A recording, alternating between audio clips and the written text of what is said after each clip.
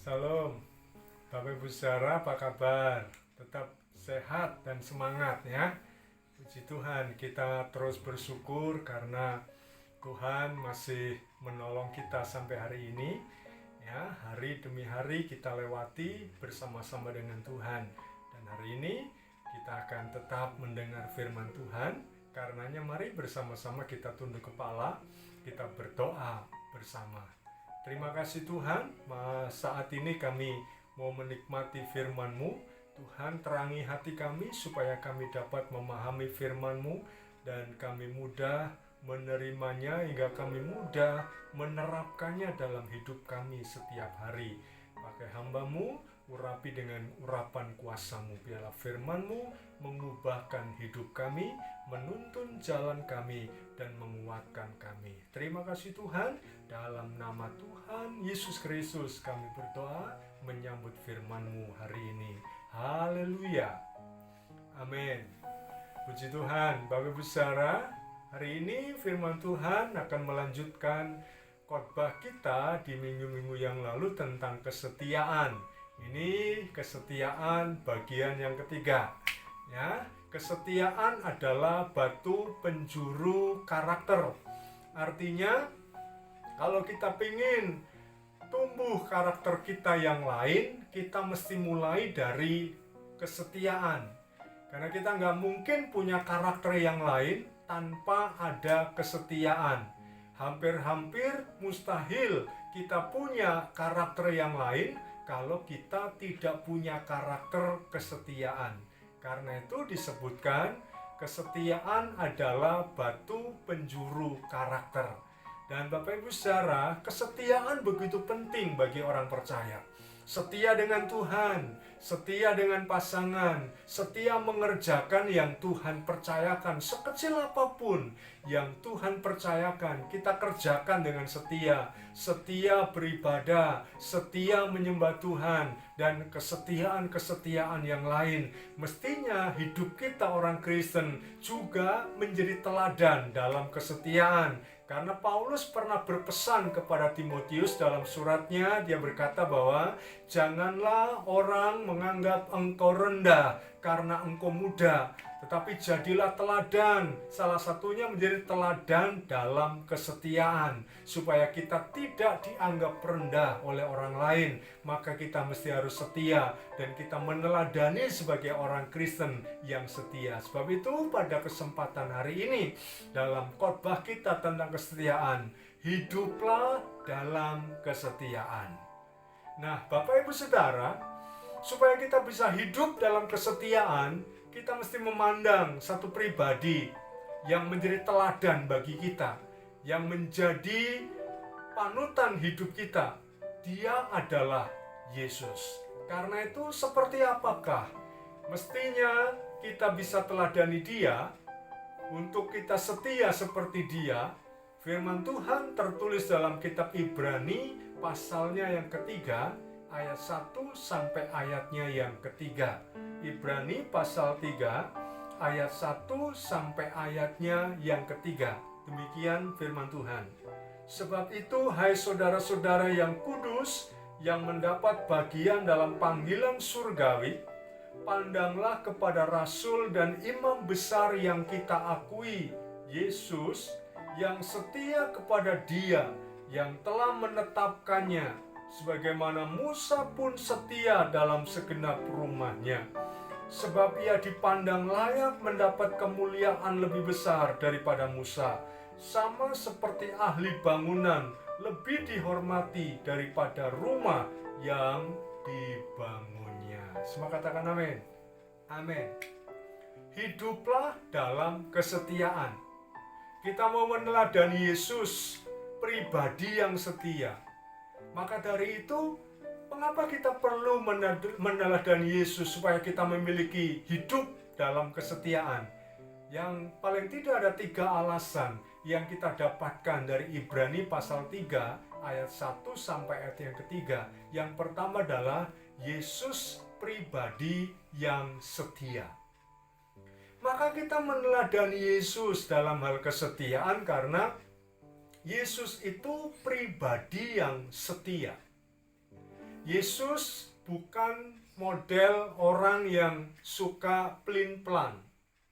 Yesus bukan tipe orang yang gampang belenjani janji atau mengingkari janjinya. Tapi Yesus ini orang yang setia. Dia dari lahir sampai masa pelayanannya, dia kerjakan dengan setia. Dia dipuji-puji, dia setia. Dia dimaki-maki, tetap setia. Dia diterima di mana-mana, dia setia.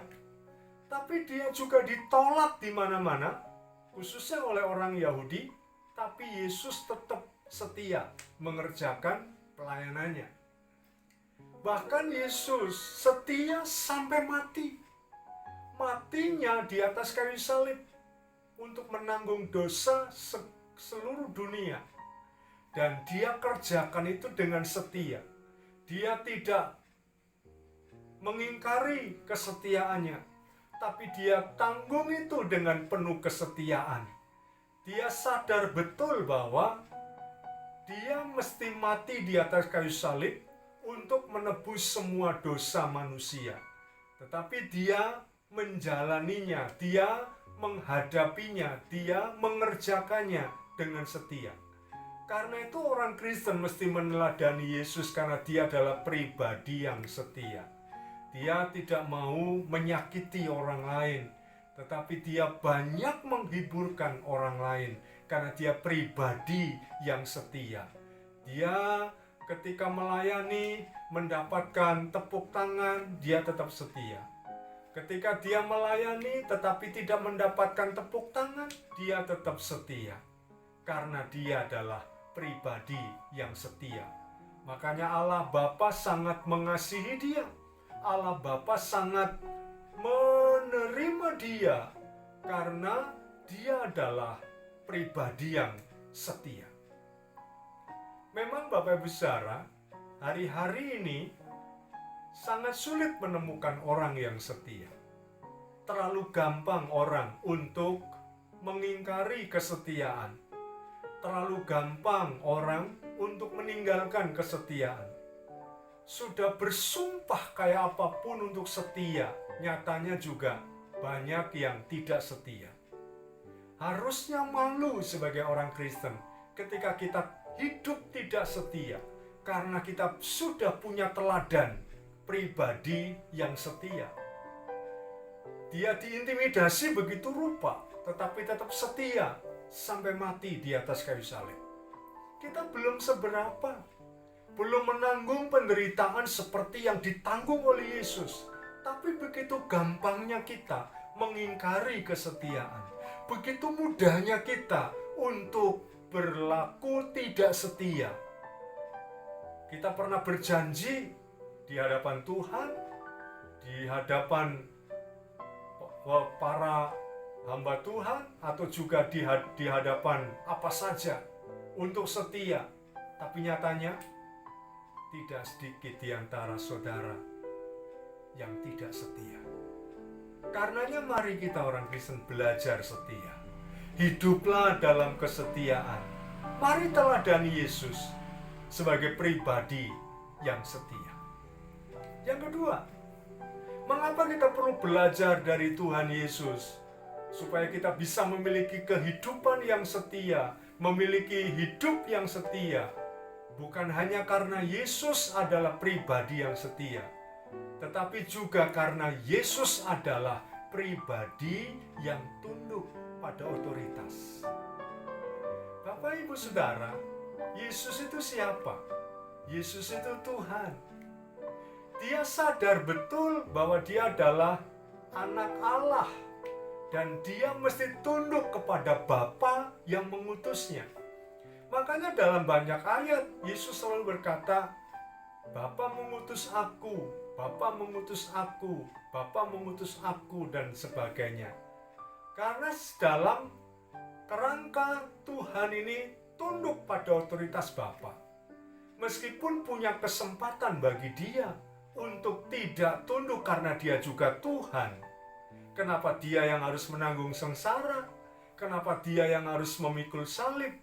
Kenapa dia yang harus meneteskan darah dan air mata dan banyak penderitaan?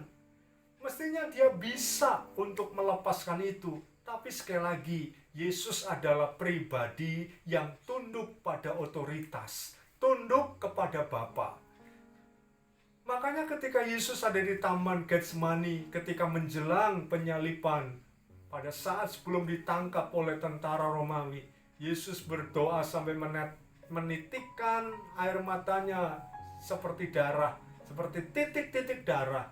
Dan Yesus berkata, "Ya Bapa, seandainya atau jika Engkau berkenan, biarlah cawan ini lalu daripadaku. Tetapi kalau Tuhan, kalau Engkau tidak berkenan, jadilah kehendak-Mu." Ini sebuah ketundukan pada otoritas, di mana Yesus tunduk pada otoritas Bapa. Karenanya dia setia, dia tunduk pada otoritas. Dia sadar betul posisinya untuk tunduk pada otoritas Bapa. Bapak Ibu Saudara, hiduplah dalam kesetiaan. Dan supaya kita bisa setia dalam hidup kita, kita mesti tunduk pada otoritas. Tuhan mengatur semua ini, memiliki otoritas di atasnya masing-masing. Saya pernah katakan bahwa otoritas istri adalah suami. Yang ada di atas istri adalah suami. Yang ada di atas suami adalah Tuhan. Karena itu, istri mesti tunduk kepada otoritas suami. Suami mesti tunduk kepada otoritas Tuhan.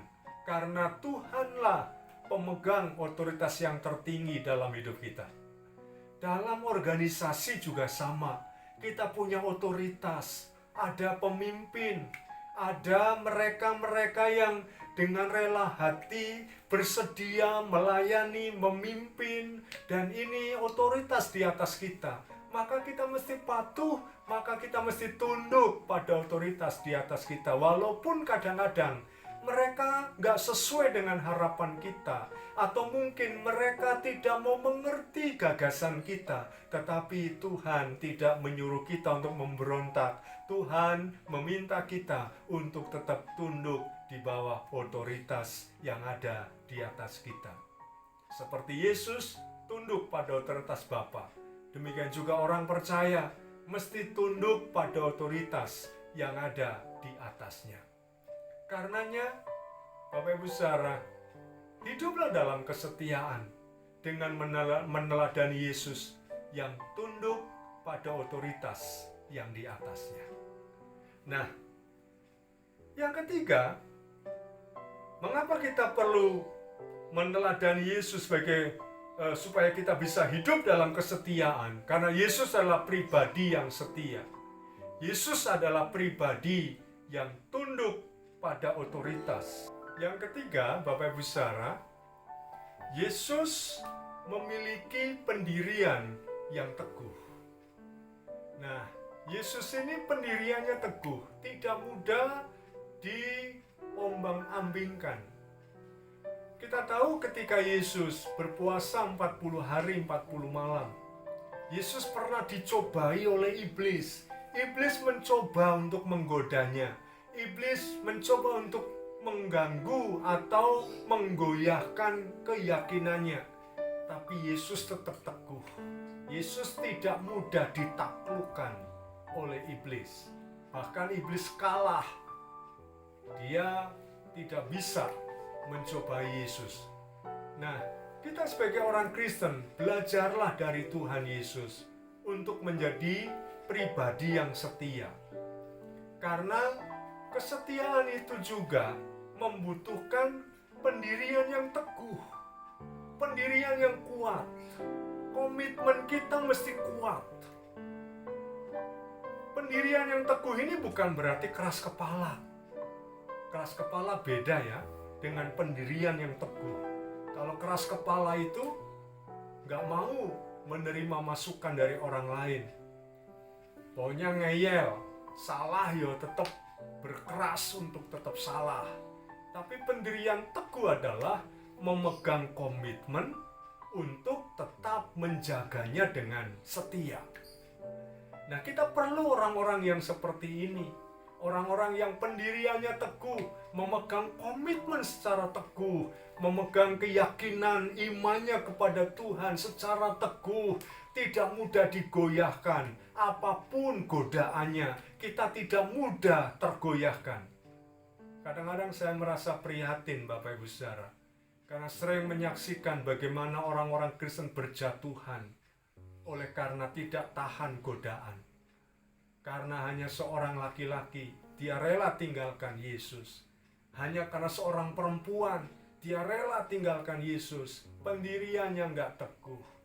Dia rela meninggalkan komitmennya, mengingkari komitmennya, hanya untuk sesuatu yang sementara di dunia ini. Dan ini memprihatinkan.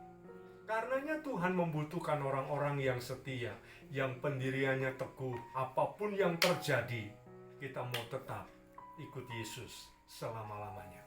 Apapun yang terjadi, kalau engkau berkeluarga, engkau mesti pegang pendirian teguh, setia dengan pasanganmu, apapun yang terjadi.